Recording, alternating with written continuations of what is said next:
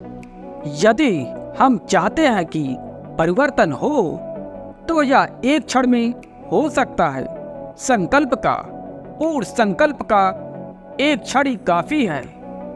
किसी चीज की इच्छा करना बिल्कुल ठीक है, लेकिन उस इच्छा को पूरा करने के लिए हम कितना प्रयास करते हैं, हम अपनी इच्छाओं को हकीकत में बदलने के लिए कितने कदम उठाते हैं। अकेले इच्छा में कोई ताकत नहीं होती, केवल इच्छा ही पर्याप्त नहीं है।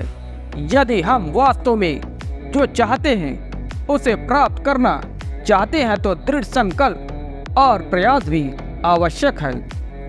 मेरी कसौटी के अनुसार आपकी इच्छा का एकमात्र प्रमाण उसे संतुष्ट करने के लिए किया गया प्रयास है, अन्यथा इसका कोई प्रमाण नहीं है कि आपकी कोई इच्छा है। जब कोई व्यक्ति किसी चीज की इच्छा करता है तो वह उसे पाने के लिए कुछ प्रयास करता है, और वह प्रयास इस बात का प्रमाण है कि वह कुछ चाहता है।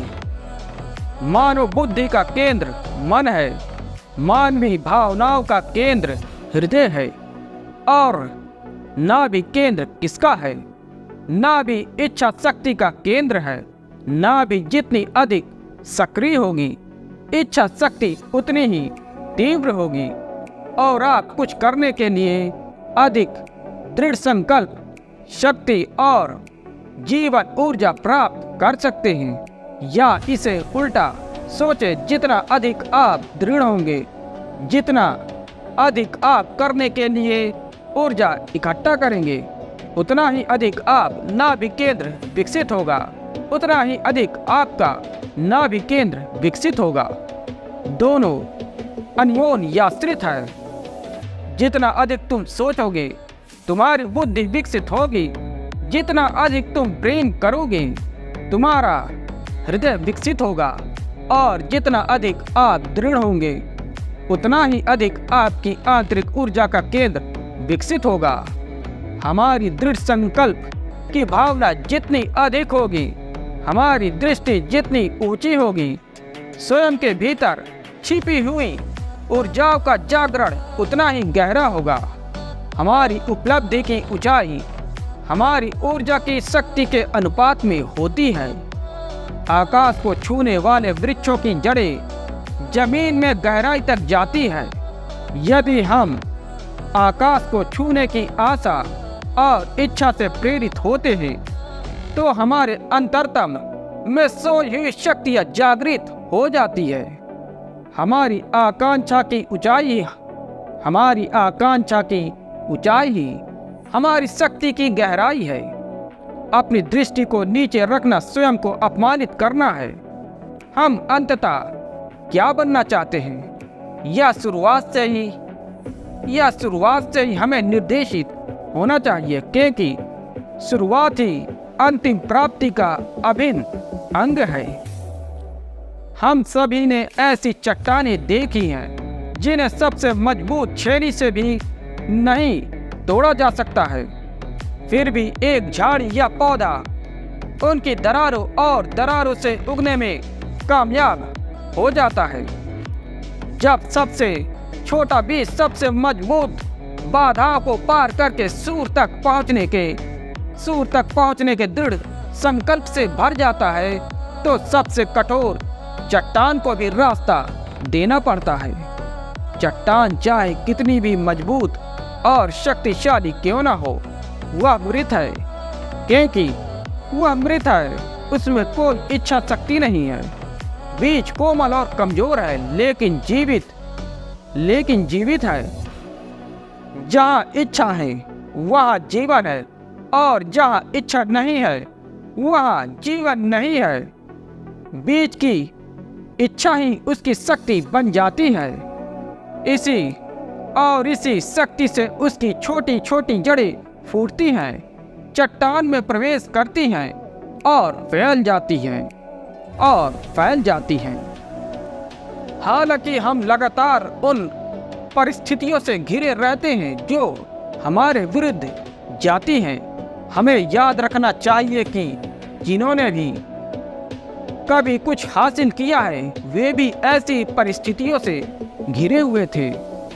हमें परिस्थितियों को बहाने के रूप में उपयोग नहीं करना चाहिए, क्योंकि परिस्थिति नहीं बल्कि बहाना ही असली बाधा है। परिस्थितियां चाहे कितनी भी प्रतिकूल क्यों ना हो, कोई वास्तविक बाधा नहीं है। यह कहने जैसा है कि दीपक जलाने के लिए बहुत अंधेरा है। अंधेरा कभी इतना काला नहीं होता और न ही परिस्थितियां इतनी प्रतिकूल होती है कि हमें दीपक जलाने से रोक सके। एकमात्र बाधा हमारा अपना मोह भंग है। इस संदर्भ में एक दिलचस्प कहानी साझा करता हूँ। एक बार एक व्यक्ति ने एक फकीर से ईश्वर को प्राप्त करने का मार्ग पूछा।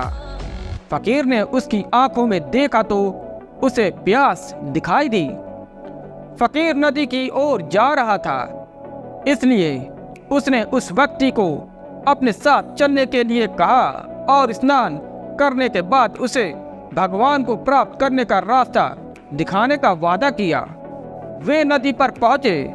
जैसे ही वह आदमी पानी में गिरा, फकीर ने उस आदमी का सिर पकड़ लिया और बड़ी ताकत से उसे पानी में ढकेल दिया। वह आदमी खुद को फकीर की पकड़ से छुड़ाने के लिए संघर्ष करने लगा। उसकी जान खतरे में थी। वह फकीर से बहुत कमजोर था, लेकिन धीरे धीरे उसकी गुप्त शक्ति हिलने लगी और जल्दी फकीर के लिए उसे रोक पाना असंभव हो गया। उस व्यक्ति ने खुद को सीमा तक ढकेला और अंततः नदी से बाहर निकलने में सक्षम हो गया। उनके दिमाग के पुर्जे हिल चुके थे। फकीर जोर जोर से हंस रहा था और उसे उसका व्यवहार समझ नहीं आ रहा था।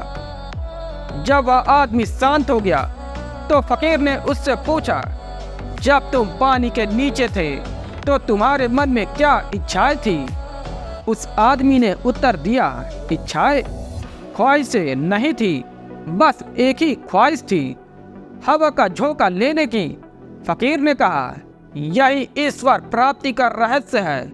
यह दृढ़ संकल्प है और आपके दृढ़ संकल्प ने आपकी सभी गुप्त शक्तियों को जागृत कर दिया। यदि हम चाहते हैं कि परिवर्तन हो तो यह एक क्षण में हो सकता है। संकल्प का, पूर्ण संकल्प का एक क्षण ही काफी है।